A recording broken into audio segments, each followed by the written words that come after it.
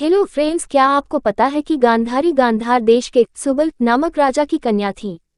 गांधार की होने के कारण उसे गांधारी कहा जाता था। गांधार आज के अफगानिस्तान का एक क्षेत्र था जिसे आज कंधार कहा जाता है। गांधारी के भाई का नाम शकुनी था। शकुनी दुर्योधन का मामा था। वही हस्तिनापुर के महाराज धृतराष्ट्र की पत्नी और दुर्योधन आदि कौरवों की माता थी। आओ गांधारी के 10 रहस्य जाने। 1. इच्छा विरुद्ध विवाह। कहते हैं कि गांधारी ने धृतराष्ट्र से मजबूरीवश विवाह किया था।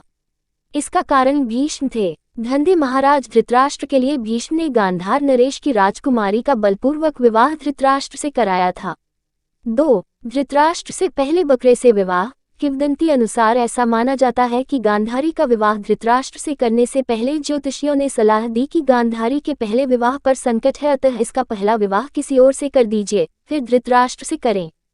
इसके लिए ज्योतिषियों के कहने पर गांधारी का विवाह एक बकरे से करवाया गया था। बाद में उस बकरे की बलि दे दी गई।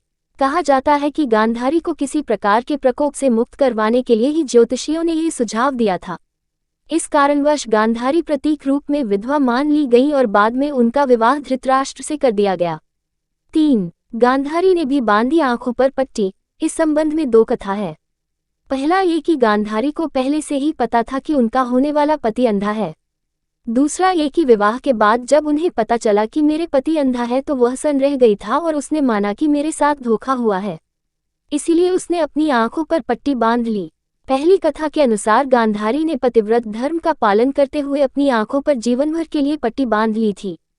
इसी कारण गांधारी का संसार की पतिव्रता और महान नारियों में विशेष स्थान है। 4. जब धृतराष्ट्र को हुई गलतफहमी, गांधारी एक विधवा थी, ये सच्चाई बहुत समय तक कौरव पक्ष को पता नहीं चली। ये बात जब महाराज धृतराष्ट्र को पता चली तो वे बहुत क्रोधित हो उठे। उन्होंने समझा कि गांधारी का पहले किसी से विवाह हुआ था और वह न मालूम किस कारण मारा गया। धृतराष्ट्र के मन में इसको लेकर दुख उत्पन्न हुआ और उन्होंने इसका दोषी गांधारी के पिता राजा सुबाल को माना। धृतराष्ट्र ने गांधारी के पिता राजा सुबाल को पूरे कारागार में उन्हें खाने के लिए केवल एक व्यक्ति का भोजन दिया जाता था। केवल एक व्यक्ति के भोजन से भला सभी का पेट कैसे भरता। ये पूरे परिवार को भूखे मार देने की साजिश थी। राजा सुबाल ने ये निर्णय लिया कि वह ये भोजन केवल उनके सबसे छोटे पुत्र को ही दिया जाए ताकि उनके परिवार में से कोई तो जीवित बच सके, और वह था शकुनी। ये भी कहा जाता है कि विवाह के समय गांधारी के साथ उनका भाई शकुनी और आयु में बड़ी उनकी एक सखी हस्तिनापुर आई थी और दोनों ही यही रह गए थे। 5. गांधारी में थी दिव्य शक्ति। गांधारी भगवान शिव की परम भक्त थी। शिव की तपस्या करके गांधारी ने भगवान शिव से यह वरदान पाया था कि वह जिस किसी को भी अपने नेत्रों की पट्टी खोलकर नग्नावस्था में देखेगी, उसका शरीर वज्र का हो जाएगा।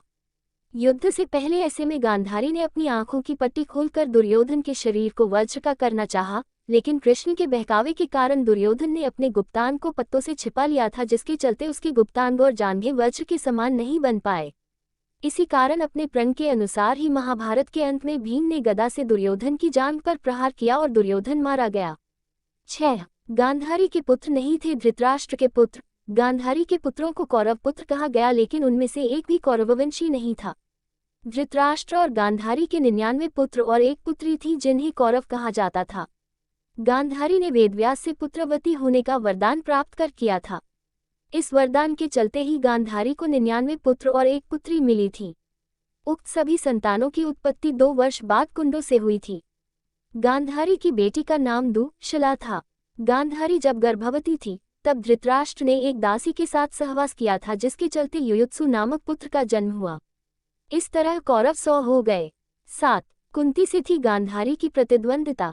कुंती के पुत्र पांडव थे और गांधारी के पुत्र कौरव।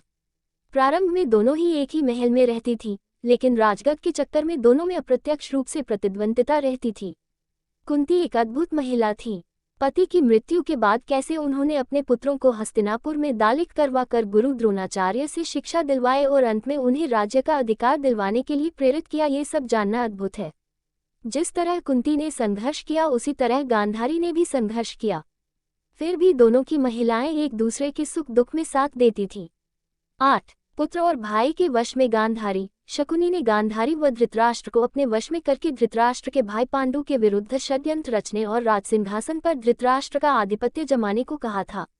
शकुनी की जब ये चाल किसी भी कारण से सफल रही हो उसका सम्मान और बढ़ गया। गांधारी अपने भाई की चाल को समझती थी और वह अपने पुत्र को बुराइयों से दूर रहने का कहती थी, लेकिन उसकी नहीं चलती थी। पति, भाई और पुत्र के बीच गांधारी विवश थी।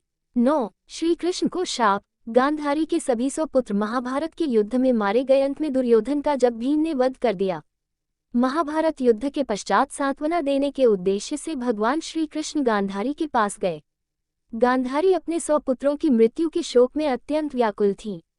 भगवान श्री कृष्ण को देखते ही गांधारी ने क्रोधित होकर उन्हें शाप दिया कि तुम्हारे कारण जिस प्रकार से मेरे 100 पुत्रों का नाश हुआ है, उसी प्रकार तुम्हारे वंश का भी आपस में एक दूसरे को मारने के कारण नाश हो जाएगा। भगवान श्री कृष्ण ने गांधारी से कहा, देवी, मैं आपके दुख को समझ सकता हूँ। यदि मेरे वंश के नाश से तुम्हें आत्मशांति मिलती है तो ऐसा ही होगा। भगवान श्री कृष्ण ने माता गांधारी के उस शाप को पूर्ण करने के लिए अपने कुल के यादवों की मति फेर दी। मौसूल युद्ध के कारण जब श्री कृष्ण के कुल के अधिकांश लोग मारे गए तो श्री कृष्ण ने प्रभास क्षेत्र में एक वृक्ष के नीचे विश्राम किया। वहीं पर उनको एक भील ने भूलवश तीर मार दिया जो कि उनके पैरों में जाकर लगा। इसी को बहाना बनाकर श्री कृष्ण ने देह को त्याग दिया। उसके बाद द्वारिका नगरी समुद्र में डूब जाती है। 10. गांधारी की मृत्यु। युधिष्ठिर के राज्याभिषेक के बाद धृतराष्ट्र, संजय, कुंती और गांधारी ने संन्यास ले लिया और वे अपना आगे का जीवन बिताने के लिए जंगल में कुटिया बनाकर रहने लगे। 3 साल बाद एक दिन धृतराष्ट्र गंगा में स्नान करने के लिए जाते हैं और उनके जाते ही जंगल में आग लग जाती है। वे सभी धृतराष्ट्र के पास आते हैं। संजय उन सभी को जंगल से चलने के लिए कहते हैं, लेकिन दुर्बलता के कारण धृतराष्ट्र वहां से नहीं जाते हैं। गांधारी और कुंती भी नहीं जाती है। जब संजय अकेले ही उन्हें जंगल में छोड़ चले जाते हैं, तब तीनों लोग आग में झुलसकर मर जाते हैं। संजय उन्हें छोड़कर हिमालय की ओर प्रस्थान करते हैं, जहां वे एक सन्यासी की तरह रहते हैं। बाद नारद मुनि युधिष्ठिर को ये दुखद समाचार देते हैं। युधिष्ठिर वहां जाकर उनकी आत्मशांति के लिए धार्मिक कार्य करते हैं।